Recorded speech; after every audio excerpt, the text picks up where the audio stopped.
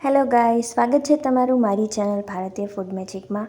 આજે હું તમારા સાથે શેર કરવા જઈ રહી છું ખાટા મગ ભાતની રેસિપી। આ મગ છે એ ભાતની સાથે ખૂબ જ સરસ લાગે છે અને અમારા ઘરે અવારનવાર બનતા જ હોય છે।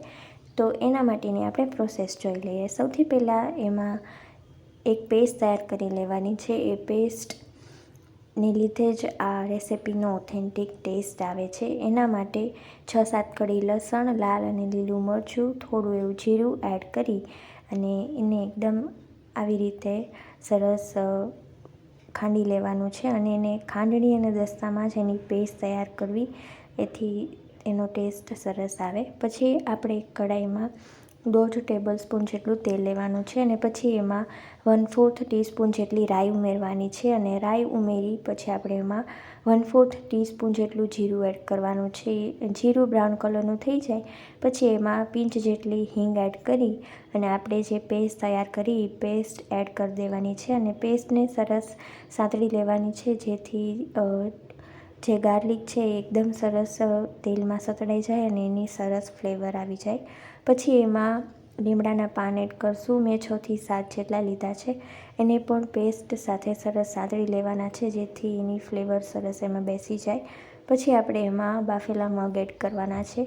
બાફેલા મગ મેં 2 કપ જેટલા લીધા છે અને એને મેં પાણી સહિત જ આમાં એડ કરી દેવાના છે અને એડ કર્યા પછી આપણે એને એકદમ સરસ રીતે મિક્સ કરી લેવાના છે। આપણે મગ જે રીતે જ નોર્મલ બાફતા હોય એ રીતે જ બાફી લેવાના। પછી હવે આપણે એમાં મસાલા કરશું। એમાં હળદર 1/4 ટીસ્પૂન ઉમેરવાની છે। પછી એમાં કાશ્મીરી લાલ મરચું પાવડર 3/4 ટીસ્પૂન જેટલું ઉમેરવાનું છે, કેમ કે આપણે એમાં લીલા અને લાલ મરચું એડ કર્યું છે, એની પણ તીખાશ એમાં આવશે।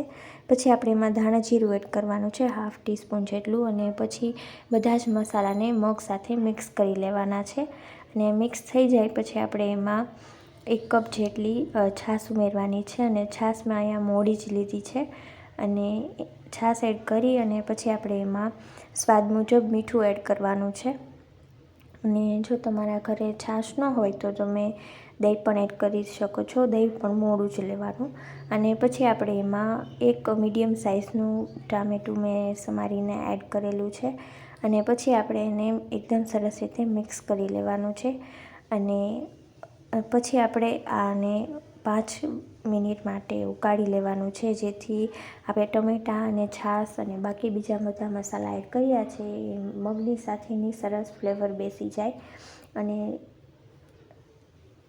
5 મિનિટ આપણે એને ઉકાળી લેવાનું ને જો તમારે એની ઘટ કન્સિસ્ટન્સી જોતી હોય તો તમે એને થોડી વધારે વાર ઉકાળશો એટલે એકદમ સરસ ઘટ રસો તૈયાર થશે અને પછી આપણે એમાં કોથમરી ઉમેરવાની છે અને એને એકદમ સરસ રીતે મિક્સ કરી લેવાનું છે। જો મને અત્યારે આ રીતની કન્સિસ્ટન્સી જોઈતી હતી એટલે મેં એને 5 મિનિટ માટે એટલું ઉકાળ્યું છે અને આ એકદમ પરફેક્ટ કન્સિસ્ટન્સી છે ભાત સાથે ખાવા માટે અને હવે આ એકદમ સરસ તૈયાર થઈ ગયું છે ને એને આપણે ભાત સાથે સર્વ કરી લેવાનું છે। ભાતની સાથે આ મગ ખૂબ જ સરસ લાગે છે અને મારા ઘરે આ રેસિપી અવારનવાર બને છે।